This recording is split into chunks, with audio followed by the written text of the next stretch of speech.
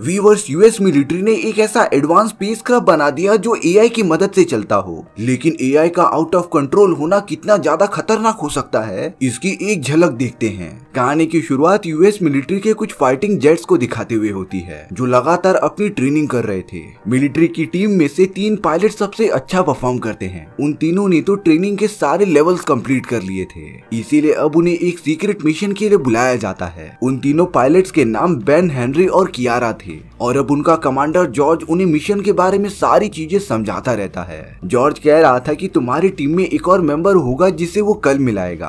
और अब अगले दिन वो चारों मिलिट्री के एक बहुत ही बड़े हेडक्वार्टर में पहुंच गए थे, जहां पर जॉर्ज तीनों पायलट्स को चौथे मेंबर से मिलाता है। लेकिन ये मेंबर कोई इंसान नहीं था, बल्कि वो तो एक ऐसा एडवांस फाइटिंग जेट होता है जो पूरा का पूरा एआई की मदद से चलता था। यानी कि उस एडवांस फाइटिंग जेट को चलाने के लिए किसी भी पायलट की जरूरत ही नहीं पड़ती। उन सभी ने इस फाइटिंग जेट का नाम एडी रखा था। और अब कमांडर जॉर्ज तीनों पायलट्स को ये बताता है कि तुम्हें एडी के साथ उड़ान भर के ये टेस्ट करना पड़ेगा कि वो प्रॉपरली वर्क कर रहा है कि नहीं, और जिस एडवांस तरीके से उसे डिजाइन किया गया है, क्या वो हमारे लिए फायदेमंद हो भी सकता है कि नहीं। इसके बाद तीनों पायलट्स को एक डीवीडी दे दी जाती है। इन सारी बातों से बेन, हेनरी और कियारा काफी सोच में पड़ गए थे, क्योंकि अगर फ्यूचर में एआई इसी तरीके से फाइटिंग जेट्स की जगह ले लेंगे, तब हम सभी पायलट्स की तो नौकरी ही चली जाएगी। अब यहाँ वो तीनों अपने अपने फाइटिंग जेट्स में बैठकर एडी के साथ निकल पड़ते हैं। एक्टिवेट होने के बाद एडी ने सभी को अपना इंट्रोडक्शन दिया था, और अब तीनों पायलट्स अपने अपने फाइटिंग जेट्स की मदद से स्टंट्स मारने लगे थे।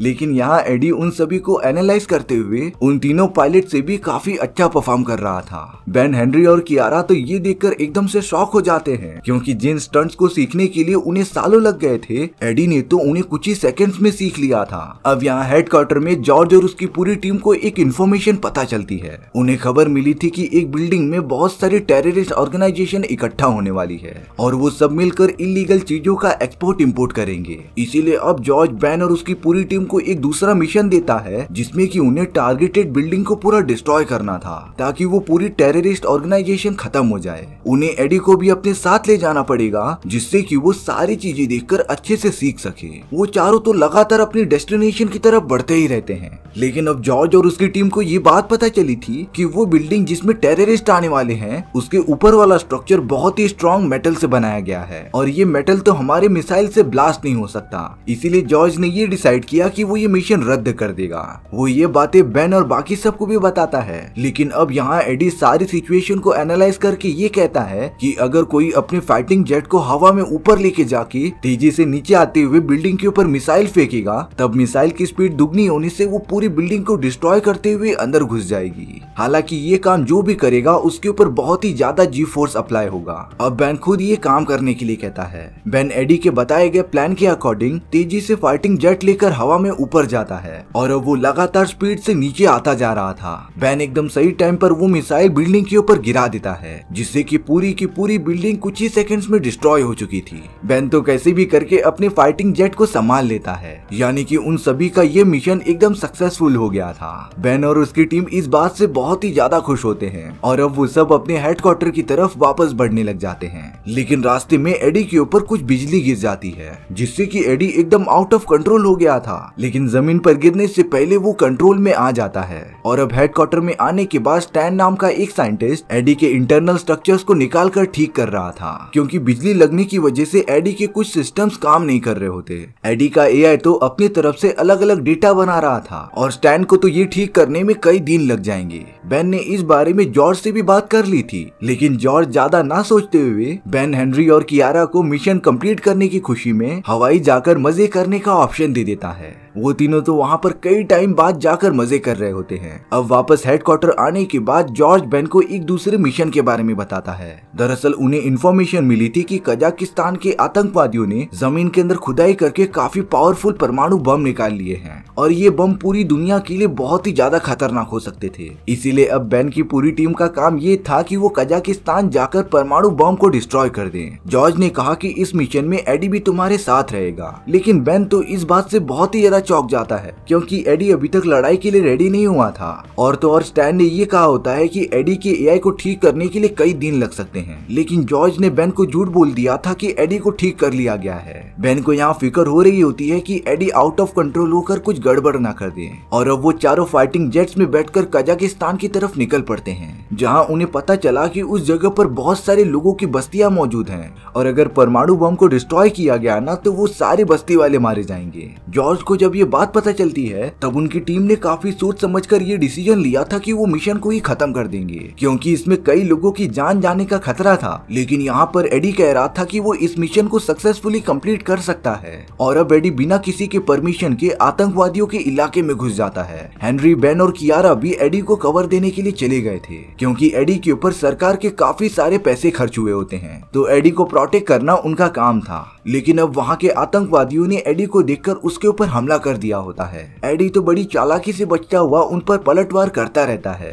और अब एडी ने तो वहाँ पर रहने वाले लोगों के बारे में सोचे बिना परमाणु बम पर मिसाइल्स गिराना स्टार्ट कर दिया था, जिससे कि देखते ही देखते परमाणु बम डिस्ट्रॉय हो जाता है। हालांकि इस परमाणु बम का इफेक्ट बस्ती वाले लोग के ऊपर पड़ने लगा था, लेकिन एडी को इससे कुछ फर्क नहीं पड़ता। उसे तो कैसे भी करके सिर्फ मिशन कंप्लीट करना था। इसके बाद वो चारों मिशन कंप्लीट करके अपने हेडक्वार्टर की तरफ जाते रहते हैं, लेकिन एडी कहता है कि अभी भी आतंकवादी वहाँ पर मौजूद हैं जो पलटवार कर सकते हैं, इसीलिए वो उन्हें जड़ से खत्म करने के लिए वापस कजाकिस्तान चला गया था। बेन तो लगातार एडी को समझाते हुए वापस आने के लिए कह रहा था, लेकिन अब एडी तो किसी की भी नहीं सुनता।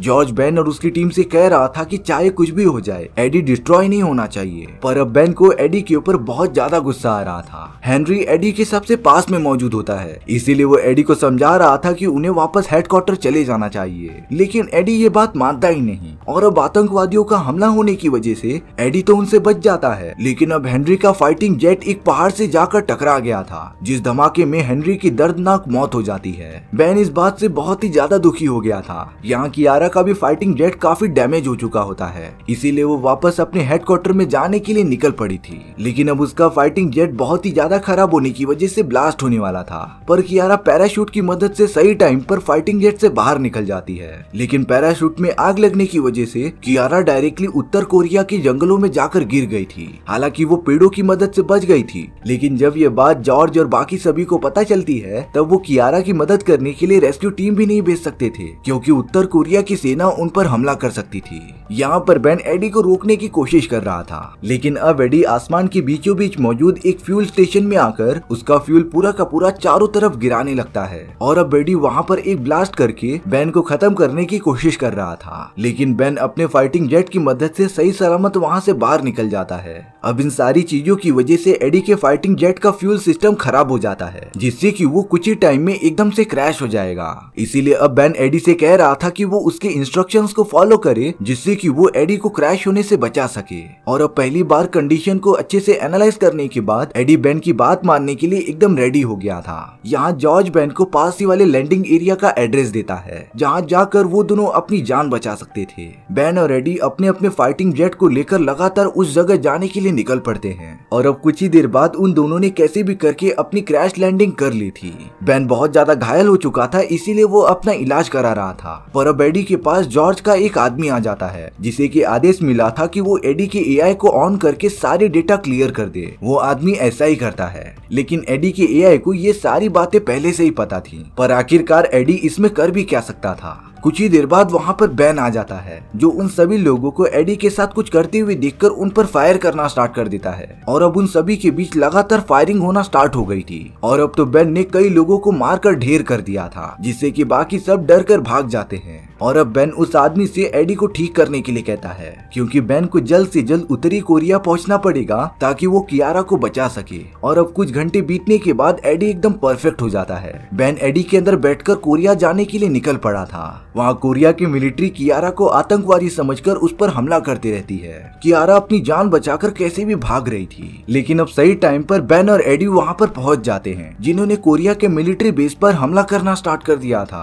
इन सारी चीजों से कियारा को बचने का मौका मिल जाता है और अब बेन एडी में से नीचे उतरकर कियारा के पास चला गया था। हालांकि अभी भी कोरिया मिलिट्री के स्नाइपर्स उन दोनों पर हमला करते ही जा रहे थे, लेकिन बेन और कियारा छुपते छुपाते हुए आगे बढ़ते रहते हैं। पर अब तो उन दोनों के पीछे मिलिट्री का एक बहुत ही बड़ा फाइटिंग जेट लग गया होता है और अगर वो दोनों जल्द से जल्द वहाँ से नहीं निकले ना तब मिलिट्री का फाइटिंग जेट उन दोनों पर मिसाइल मार देगा।